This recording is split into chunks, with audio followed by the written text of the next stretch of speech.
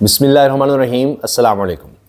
PDM हुकूमत के सियानों को, इनके सहूलतकारों को, इनके प्लानर्स को शाबाश देनी चाहिए। न जाने कहाँ बैठकर क्या सोच कर ये इस तरह की प्लानिंग करते हैं।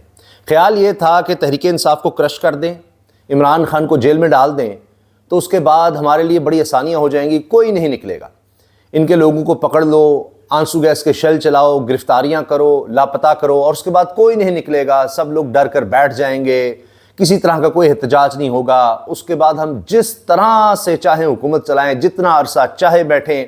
हमने बड़ा ज़बरदस्त काम कर दिया है। और जो बयानिया हमने बनाया था कि इमरान खान की वजह से तो महंगाई हो गई और इसने अरब ममालिक से ताल्लुकात ख़राब कर दिए, इसने वेस्ट से ताल्लुकात ख़राब कर दिए, ये कहता है कि एब्सोल्युटली नॉट, ये कोई कह सकता है? हमें तो वेंटिलेटर लगे हुए हैं। और ये सारी प्लानिंग थी। मगर तहरीक इंसाफ को क्रश करने के चक्कर में अब देखिए ये खुद क्रैश हो गए हैं। हुआ ये है कि अब इस्लामाबाद वफाकी दारुल हुकूमत आए दिन, आए रोज इस वक्त एहतजाज, धरनों, हड़तालों की जद में है। और क्या इंप्रेशन जाएगा पूरी दुनिया में। अभी तो 8 सितंबर की तारीख आनी है। 8 सितंबर को क्या सूरत हाल होगी, जिसके लिए अभी से सोचा जा रहा है कि पूरा एक SHO के जरिए, मरीम साहब का प्लान है, SHO के जरिए एक पूरी हिकमत अमली तैयार करके अब इनको हम दबाएंगे।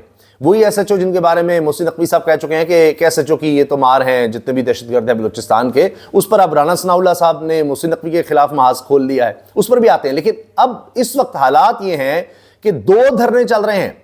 वफाकी दारुल हुकूमत इस्लामाबाद में शहबाज शरीफ साहब की नाक के नीचे, जहां वो समझते हैं जी कोई चिड़िया पर नहीं मार सकती, कि जब सुप्रीम कोर्ट में केस चल रहा था, मुबारक सानी केस, तो वहां पर कंटेनर्स लगा दिए गए थे, सब कुछ बंद कर दिया गया था। और फिर जाहिर है कि तहरीक इंसाफ ने भी तब जलसा रखा हुआ था, तो वो तो जलसा मुलतवी कर दिया गया। लेकिन उसके बाद शहबाज शरीफ ने कहा कि पता करें इतने लोग कहां से आ गए, कैसे आ गए, ये कर दूंगा, वो कर दूंगा। तो जनाब अब तो धरना हो रहा है, कश्मीर हाईवे पर, श्रीनगर हाईवे पर धरना है, सड़क बंद कर दी गई है। और PWD के मुलाजमीन हैं जो एहतजाज के लिए निकले हुए हैं, धरना दे रहे हैं कि आप ये पूरा डिपार्टमेंट ही, पूरा महकमा ही बंद करने जा रहे हैं। अच्छा, इसको बंद करने के पीछे क्या अज़ाइम हैं वो भी सबको पता लग रहे हैं। मैं भी आपसे अर्ज करता हूं। अच्छा, अभी जो सूरत हाल है वो ये है कि एक तो ये धरना है, दूसरा यूटिलिटी स्टोर मुलाजमीन का धरना है, वो भी चल रहा है। और PWD के मुलाजमीन, जिसमें इंजीनियर्स भी शामिल हैं, उन्होंने अपनी डिग्रियां तक जला दी हैं।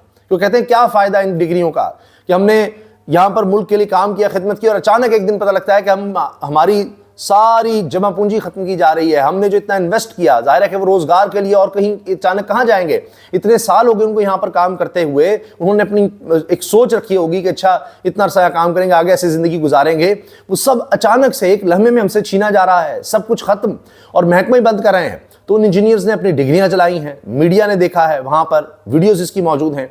फिर वो कह रहे हैं कि हम यही नहीं रुकेंगे, अब हम यूटिलिटी स्टोर मुलाजमीन के साथ जाएंगे। 17,000 उनकी तादाद है, और उनके साथ जाकर इकट्ठे धरना देंगे, इकट्ठे एहतजाज करेंगे। और ये ना समझें कि हम बैठे रहेंगे और धरना दे दिया, हुकूमत कहेगी अच्छा सड़क ब्लॉक है, कोई और रास्ता ले लेंगे, ये कर लेंगे, वो कर लेंगे। नहीं, वो कह रहे हैं हम D चौक तक जाएंगे।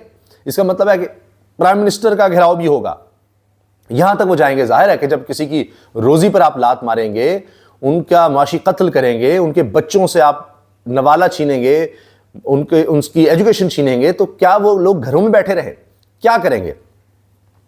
अब आप ये देखें कि IMF से भी मामलात इस हुकूमत के, वो भी इस वक्त खटाई में पड़े हुए हैं, खतरात अलग से मंडला रहे हैं। यूटिलिटी स्टोर के हवाले से खुद इनके हुकूमत के लोग अब कहते हैं कि ओहो इससे में सियासी नुकसान बड़ा होगा, अरबों रुपए का हमें टैक्स में नुकसान हो जाएगा। यूटिलिटी स्टोर तो हम पर बोझ नहीं था, उसको भी बंद कर रहे हैं। अंदर लड़ाइयाँ चल रही हैं। पीपल्स पार्टी कहती है नहीं, हम ये नहीं होने देंगे। पीपल्स पार्टी की वैसे तो बात ही कुछ और है, वो अलग मसला है। तो ये चीज़ें आगे बढ़नी हैं। अभी तो 8 सितंबर आना है, और 8 सितंबर की तारीख पर इमरान खान पहले कह चुके हैं कि जो मर्जी कर लें, जो मर्जी कर लें, अब हम पीछे नहीं हटेंगे। मैं भी कहूँ तो आपने नहीं रुकना। इसलिए अब खौफ है, डर है, परेशानी है कि अब क्या करेंगे। पहले यही मुलाजमीन, अभी तो और महकमे आएंगे और बहुत से लोग आएंगे, क्योंकि अभी तो पता लग रहा है कि सिर्फ तनख्वाहदार तबके से ही टैक्स लिया जा सका है, बाकी तो टैक्स ही कलेक्ट कर ही नहीं सके। मईशत का बुरा हाल हो चुका है, बर्बादी हो चुकी है। लोग अब ये कह रहे हैं कि नून लीग इस वक्त पंजाब में GT रोड की पार्टी कही जाती थी, वो अब इररेलेवेंट हो चुकी है। कोई उसको डिस्कस नहीं करता, उनके पास कुछ भी नहीं है। वो न 3 में न 13 में कोई नून लीग की अब इस वक्त सियासी साख नहीं है, या मुल्क में जो भी इस वक्त सियासत है, पार्लियामेंट्री सियासत है, उनकी कोई हैसियत नहीं रही, इररेलेवेंट हो चुके हैं। ये बड़ी खतरनाक बात है।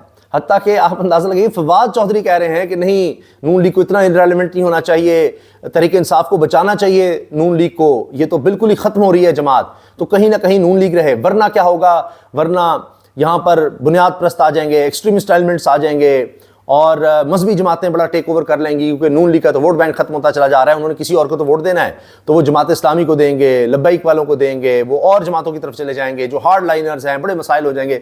फवाद चौधरी कह रहे हैं कि कुछ सोचें आप और चीज़ें कंट्रोल से निकल जाएंगी। ये जो समझ रहे थे कि क्रश कर दिया तहरीक इंसाफ को तो कुछ नहीं निकलेगा, और पहले सारे अंदाजे गलत साबित हुए हैं, अब ये अंदाजा भी गलत साबित होने जा रहा है कि जी लोग नहीं निकलेंगे, इनको हम जो मर्जी कर लें, ये भेड़ बकरियां हैं, ये कीड़े मकोड़े हैं, इनको मारते जाओ। ये उसी कहावत पर चलते हैं कि किसी बादशाह ने कहा कि जो यहाँ से पुल से गुजर रहा है और जिससे टैक्स लिया जाता है, साथ कहा कि इनको मारो भी, कोड़े भी मारो, तो वो आते थे, कोड़ा भी खाते थे और साथ टैक्स भी दे देते थे। फिर हुआ ये कि लोग आ गए और दरखास्त की उस बादशाह से कि बादशाह सलामत आप ऐसा करें, उन्होंने कहा कि शायद ये एहतजाज करेंगे अब कि जी आप हमसे टैक्स भी ले रहे हैं और ऊपर से कोड़े भी मार रहे हैं। तो आकर उन लोगों ने कहा कि जी बादशाह सलामत ज़रा कोड़े मारने वाले दुगने कर दें, टाइम बड़ा लग जाता है, तो जल्दी ताकि हम कोड़े भी खाएं, टैक्स भी दें और आगे निकलें। तो पाकिस्तानी कौम को चूँकि यही समझा हुआ है इस हुकूमत ने और उसी पर अमल दरामद हो रहा है, तो लगता नहीं है कि अब मजीद कोड़े खाने के लिए कहेंगे जी कोड़े वाले आप ज़्यादा कर दें। हुकूमत की पॉलिसी यही है, क्योंकि अब 7,000 कहा जा रहा है नून लीगी भर्ती किए जाएंगे, 7,000 की फोर्स भर्ती की जानी है, जिसको बाज़ लोग ये कह रहे हैं कि ये नून लीग का स्क्रीविंग होगा। 7,000 की फोर्स एक तैयार की जा रही है, पुलिस के पैरेलल फोर्स तैयार की जा रही है, जिस तरह इन्होंने पहले जितने भी डिपार्टमेंट्स बनाते हैं, चाहे वो ये ऑरेंज लाइन ट्रेन या बसेस हों, वहाँ पर अपने कारकुन भर्ती करते हैं ताकि कल को काम आएंगे, हमारे वोट भी बढ़ेंगे और काम भी आएंगे, हमारी हुकूमत जाएगी तो ज़रा एहतजाज भी हमारे कहने पर कर देंगे। तो पहले भी ये स्कीम नाकाम हुई है, क्योंकि पीपल्स पार्टी इसी पर चली थी। स्टील मिल को अपने जाले भर्ती कर करके तबाह कर दिया, PIA का ये हाल किया, रेलवे का, सरकारी महकमों का ये हाल कर दिया, बर्बाद कर दिया। नून लीग भी उसके पीछे पीछे चली और आज देखिए क्या हाल हो गया है हमारे डिपार्टमेंट्स का, हमारे महकमों का, कि सफेद हाथी बन चुके हैं। तो अब नून लीग की तरफ से 7,000 की फोर्स तैयार की जा रही है पुलिस के पैरेलल, जिसका काम होगा कि जी कीमतें कंट्रोल करनी है और इसके लिए काम हो रहा है। तो IG पंजाब भागे भागे चीफ सेक्रेटरी के पास गए हैं कि क्या कर रहे हैं जनाब, हमारा फिर क्या काम रह गया है, पुलिस वाला काम तो ये करेंगे। तो ये तो इनकी हालत है। इसके अलावा जनाब तैयारियां भरपूर हो रही हैं। पहले भी स्वाबी का जलसा बड़ा कामयाब हुआ, इस्लामाबाद में भी वो आएंगे, अगरचे अभी तक समझ नहीं आ रही जगह कहाँ दें, क्योंकि पहले ही यूटिलिटी स्टोर के साथ जो हतमी आखिरी मुज़ाकरात का कहा जा रहा है, यह आखिरी चांस है, वरना यूटिलिटी स्टोर मुलाजमिन कह रहे हैं हम आगे बढ़ेंगे। इसी तरह PWD के मुलाजमिन हैं, और मैं भूल रहा था PWD एक वर्क्स डिपार्टमेंट, ये इसलिए है कि जितने भी सरकारी तौर पर आप देखते हैं डेवलपमेंट पे काम होते हैं, जितने भी काम होते हैं वो इस महकमे के थ्रू होते हैं, इसके बगैर नहीं हो सकता। इन्होंने देखना होता है फिजिबल है नहीं है, सारी रिपोर्ट्स उन्हें तैयार करनी होती हैं, सब कुछ है। अब इसको बंद करने का मकसद ये है कि इसके बाद कोई पूछताछ नहीं होगी, कोई डॉक्यूमेंटेशन उस तरह से नहीं होगी, वो साफ पानी की तरह हम एक कंपनी के साथ मुआहिदा कर लेंगे और धड़ाधड़ असासे बेचेंगे। जो सरकारी ज़मीनें हैं वो अरबों रुपए की ज़मीन कौड़ियों के भाव बेच देंगे और ऐसे पैसा आएगा और हम कोई तनख्वाहें दे देंगे, कुछ मुल्क को चंद दिन और चला लेंगे। लेकिन अंदर की खबर यह है कि IMF के साथ मामला तय होते हैं नहीं होते हैं, बस इसका इंतज़ार है। उसके बाद आप देखेंगे कि हुकूमत की दौड़ें लगी होंगी। बाकी अभी SHOs के ज़रिए मरीम साहबा क्रैकडाउन का इरादा रखती हैं कि इस्लामाबाद में लोग इकट्ठे ना हो सकें। मुराद सईद इन एक्शन है जी, मुराद सईद रूपोश हैं, मगर वो मामला को देख भी रहे हैं, अलीमिन गंडापुर से भी बात कर रहे हैं, ये खबरें आ रही हैं। और पार्टी में बाज़ लोग कहते हैं इख्तिलाफात की वजह ये है, लेकिन मुराद सईद बहुत एक्टिव हैं अगर, तो फिर ये भी आप ज़हन में रखें कि तहरीक इंसाफ के बहुत से लोग फिर आएंगे जलसे में और जलसा फिर कामयाब होगा। राना सनाउल्लाह और मोहसिन नकवी के दरमियान इसलिए ठान गई है, राना सनाउल्लाह कहते हैं जी मोहसिन नकवी को पास 2 ओहदे हैं, PCB का चेयरमैन का ओहदा और इसके साथ वज़ीर दाखिला, तो दोनों ओहदे उनको अपने पास नहीं रखने चाहिए, लेकिन फ़ैसला उन्होंने खुद करना है, उनको एक रखना चाहिए। लेकिन हम उनको नहीं कह सकते, वो बहुत ताकतवर हैं, वो तो हमें हिला देंगे। और स्पोर्ट्स में 20-20 साल से लोग बैठे हुए हैं, नाअहल लोग हैं, कोई काम नहीं हो रहा। और जो इन्होंने SHO के बारे में बयान दिया कि जी बलूचिस्तान के दहशतगर्द तो एक SHO की मार हैं, ये स्लिप ऑफ टंग था, उनको ये नहीं कहना चाहिए था। तो राना सनाउल्लाह साहब के मन में भी, उनके दिल में अरमान अंगड़ाइयाँ ले रहे हैं कि वो भी कोई वज़ीर दाखिला बन जाएं। उनको शौक़ तो इस चीज़ का है और तजर्बा भी है। तो ये एक आपस के अंदर एक लड़ाई और फड्डा चल रहा है। तो ये भी आप देखते हैं कि क्या रंग लाता है। ये चीज़ें आगे बढ़ रही हैं। तो ये जनाब इस वक्त सूरत हाल है।